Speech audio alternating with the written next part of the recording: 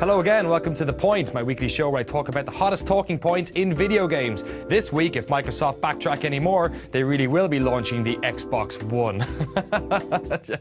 Hey, like the first one. Oh.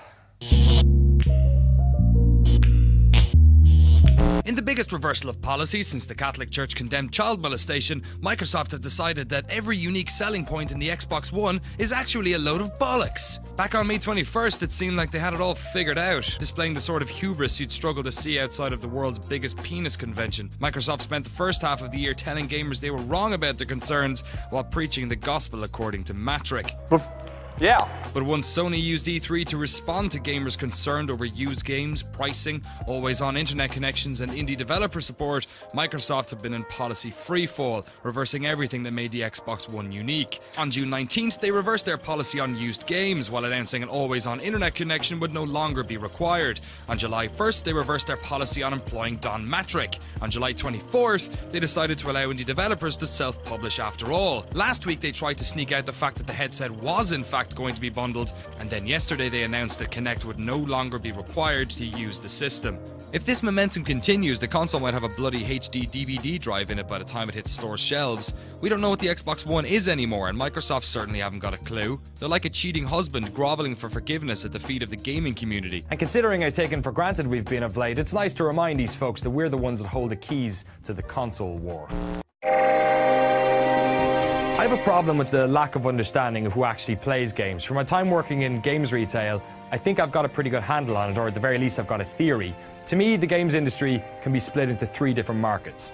You've got the casual gamers, families, parents, children, people who buy a Wii U, a handful of games a year, and Hello Kitty bags for their DSs. This is Nintendo's domain, and Sony and Microsoft's attempt to get a look in have been largely unsuccessful. On the opposite side of the spectrum, you have the enthusiast or hardcore gamer. This is us, the folks who read about games in our spare time, who buy dozens of games a year, and experiment a lot more with the types of games we play. And lastly, there's the average Joe or Jane, what I like to call the softcore gamer. They're kind of like the hardcore crowd, but they just don't let it go in the whole way. Your friend who buys Call of Duty, Halo, the odd sports game and so on. This lot don't buy many games, but they buy them en masse, ensuring that the year's biggest shooter sells tens of millions, and sports franchises can keep knocking out annual releases. When Nintendo opened up the casual market with the Wii and DS, both Microsoft and Sony scrambled to get a piece of the pie. The demands of any growth industry, especially one like games which has been consistently expanding for over 2 decades, means that these companies are always trying to increase their market.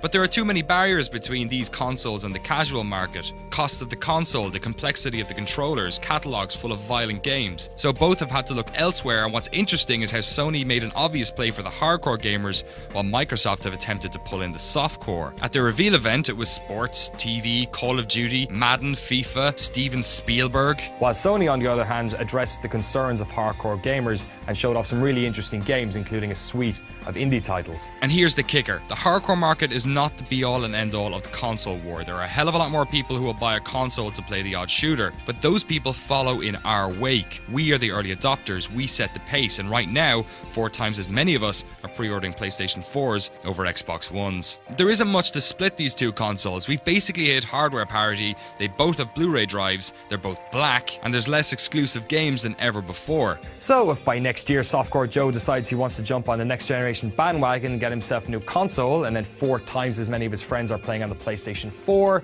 well, it's a bit of a no-brainer. He's going to want to play online and swap games with his friends. Essentially, the decision has been made for him.